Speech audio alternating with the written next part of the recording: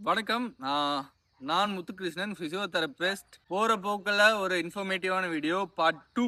So இந்த வீடியோல வந்துட்டு நீங்க ரொம்ப எங்க ஏஜ்ல இருக்கீங்க, இல்ல வயசாயிடுச்சு, உங்களால கை தூக்குவதில ஏதோ ஒரு பிரச்சனை இருக்கு அப்படின்னா, அ இந்த வீடியோ உங்களுக்கு தான்.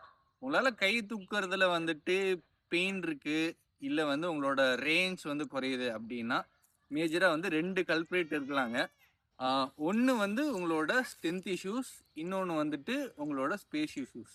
சரிங்களா? ஸோ இந்த வலி எதுவோ ஒன்று தான். பட் இதோட மெக்கானிசம் பேட்டர்ன் வேற வேற. இந்த ஸ்ட்ரென்த் இஷ்யூஸ் எதனால வரலாம் அப்படின்னா, உங்களோட ஷோல்டருக்கு பின்னாடி இருக்க உங்களோட ரொட்டேட்டர் கஃப் மசில்ஸ்ன்னு சொல்லுவாங்க. அந்த ரொட்டேட்டர் கஃப் மசில்ஸ் நாளடைவில் டோன் ஆகுறது, இல்லை ஓவர் ஸ்ட்ரெச் ஆகுது.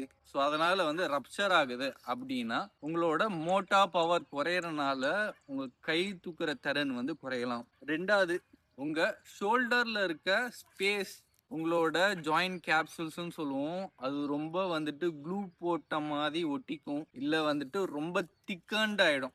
ஸோ இந்த திக்கண்ட் ஆகிறனால கை தூக்குறதோ, சில மூவ்மெண்ட் பண்றதோ, இல்லை டெய்லி ஆக்டிவிட்டிஸ் பண்றதோ ரொம்ப கஷ்டமா இருக்கும்.